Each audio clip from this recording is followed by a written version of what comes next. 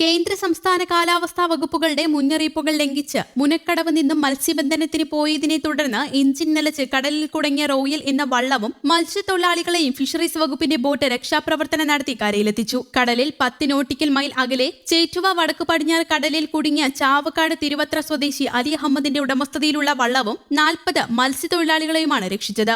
ഇന്ന് രാവിലെ 6:45 വള്ളം കടലിൽ കുടുങ്ങിക്കിടക്കുന്നതായി അഴീക്കോട് ഫിഷറീസ് സ്റ്റേഷനിൽ സന്ദേശം ലഭിച്ചത്. ഫിഷറീസ് അസിസ്റ്റന്റ് ഡയറക്ടർ MF പോളിന്റെ നിർദ്ദേശാനുസരണം മറൈൻ എൻഫോഴ്സ്മെന്റ് ഉദ്യോഗസ്ഥരായ VN Prashant Kumar, ER Shinilkumar, VM Shaibu എന്നിവരുടെ നേതൃത്വത്തിൽ coastal CPO Bibin, sea rescue ഗാർഡായ പ്രമോദ്, ബോട്ട് സ്ട്രാങ്ക് റസാഖ്, എഞ്ചിൻ ഡ്രൈവർ റഷീദ് തുടങ്ങിയവർ രക്ഷാപ്രവർത്തനം നടത്തി. ജില്ലയിൽ രക്ഷാപ്രവർത്തനത്തിന് ഫിഷറീസ് വകുപ്പിന്റെ 2 ബോട്ടുകൾ ചേറ്റുവയിലും അഴീക്കോടും 24 മണിക്കൂറും പ്രവർത്തിക്കുന്ന മറൈൻ എൻഫോഴ്സ്മെന്റ് യൂണിറ്റ് ഉൾപ്പെട്ട ഫിഷറീസ് സ്റ്റേഷനും സജ്ജമാണെന്നും ജില്ലാ fisheries deputy director KV Sugandhakumari അറിയിച്ചു.